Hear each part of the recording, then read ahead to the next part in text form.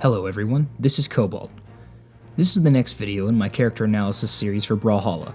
Stick around till the end to hear about entering the giveaway to win community colors, emotes, weapon skins, sidekicks, avatars, or even the battle pass, and voting for the next legends. And if you want to skip all this and get straight into the information, there's a timestamp in the description, and don't forget to subscribe so you can keep up with the release of your favorite legend. In these analyses, I wanted to focus solely on the character's signatures. Light attack combos are covered much more in depth than I ever could elsewhere and function pseudo-comparably for all characters of that weapon class. So I'm not going to be discussing the general neutral of the character with their weapons unless it pertains in some way to their signatures. Firstly, I want to give clear descriptions of the terminology I'll be using. Startup frames are the amount of frames that happen after a move has begun until the first hitbox of the move becomes active. Active frames are the duration of frames that the move contains hitboxes that can collide with your opponent. FAF, or First Actionable Frame, is the first frame available where your character is able to move again after the move has been started. For all of this data, I use the character's jump to display the first actionable frame. Lastly, On Miss refers to the move not connecting with an opponent, and On Hit refers to the move making contact with an opponent. I'm going to be doing my analysis today on the next voted in legend, Ulgrim. Ulgrim was one of the original sons of Ivaldi, who were the craftsmen for the Asgardian people. Ulgrim collected a multitude of rare metals to craft with, and wields powerful and flawlessly crafted weapons in his tournaments. He scoured every mine he could in search of priceless artifacts to craft them into brilliant weaponry. Ulgrim's weapons are Axe and Rocket Lance. He's seen a solid amount of competitive results, especially after the Axe buffs. Ulgrim's stat spread has 6 attack, 3 dexterity, 7 defense, and 6 speed. This is honestly a pretty solid stat distribution, and reminds me of Nash's quite a bit. His weapons honestly don't really need a super high dexterity, so it functions well on his kit. So do his SIGs help him to see his competitive success, or are his weapons enough to carry him to the forefront of the metagame? Well, let's find out. Let's start with his Axe. Axe side SIG has 22 frames of startup, active frames from 23 to 27 and 36 to 44 with an FAF of 68. It functions the same on miss as it does on hit. Ulgrim summons a secondary axe made of energy, and swings both of them forward one after the other in succession.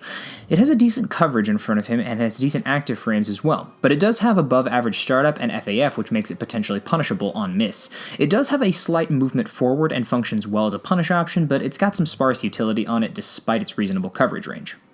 Axe neutral SIG has 18 frames of startup, active frames from 19 to 34 with an FAF of 56. It functions differently on miss than it does on hit. Should the move connect, it converts into a second hit with active frames from 46 to 48 with a new FAF of 65. Ulgrim tosses his summoned energy axe into the air, and if this connects with the opponent, Ulgrim jumps upward and slings his axe downward, sending the opponent downward with a lot of force and at a good angle. It has average startup and slightly below average FAF. Its frame data isn't the best, but it does have some pretty good utility catching jumping opponents and those recovering high up. Not a bad SIG, just okay frame data, and has got some solid utility on his kit.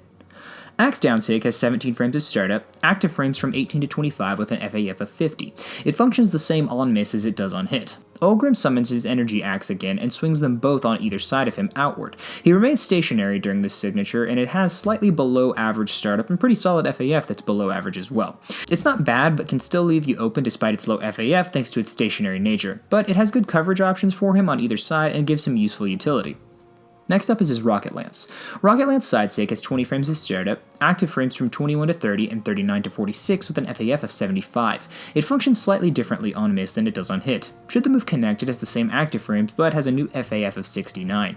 Ulgrim thrusts his Rocket Lance forward before turning it around and hitting with the tail end of it. This signature has a pretty mediocre frame data honestly, and has pretty limited movement.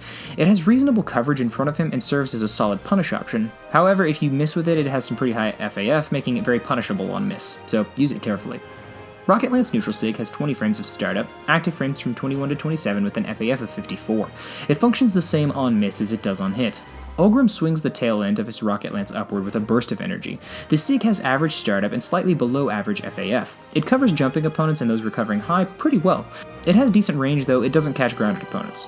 The SIG is just alright in my opinion. Most neutral SIGs I'd say can do what this one does, just better. Rocket Lance down SIG has 22 frames of startup, active frames from 23 to 28 with an FAF of 65. It functions differently on miss than it does on hit.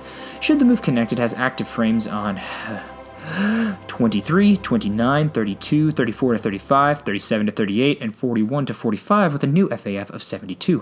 Whew, probably my most hated SIG on his kit. Ulgrim flips his rocket lance around and emits an energy chainsaw from it for a long time. It can be held out to about 80 frames and lingers for a bit. The hitboxes on it aren't enormous, but they extend outward and forward enough to catch opponents grounded or low airborne. It's used quite a lot, honestly, and it just has okay frame data, but is capable of utilizing mind games thanks to its active frame mix-ups. So overall, his SIGs are just okay in terms of their frame data. They're all about average or maybe slightly above. Some are lower, but not many. I think his frame data is a tad lacking, and his utility from his signatures is rather mixed. I think his Rocket Lance SIGs are just okay, and they can cover some space and have decent hitboxes, and Down SIG offers him some good options for mix-ups, but they just have a bit of limited range and utility. Axe signatures are kind of the same. His neutral SIG is good thanks to its coverage and utility, and his down SIG has some utility and speed. His SIGs didn't really blow my mind. Don't get me wrong, they aren't bad, and I certainly get caught. Don't get me wrong, they aren't bad, and I certainly get caught by them from time to time, but whenever compared to other SIGs from characters with same weapon kits, it's just a little weaker. I don't really like many of his skins either, though the one that looks like Gimli is pretty sick. Today's code to put down in the comments is Netero, along with your Twitter handle, or social media of your preference. And if you get that reference, I appreciate it. Also, feel free to check out my Twitch channel. I'll be streaming 1v1 battles with viewers this week, so come say hello. The channel will be linked in the description down below. Tune in tomorrow for coverage on the highest voted legend from this week.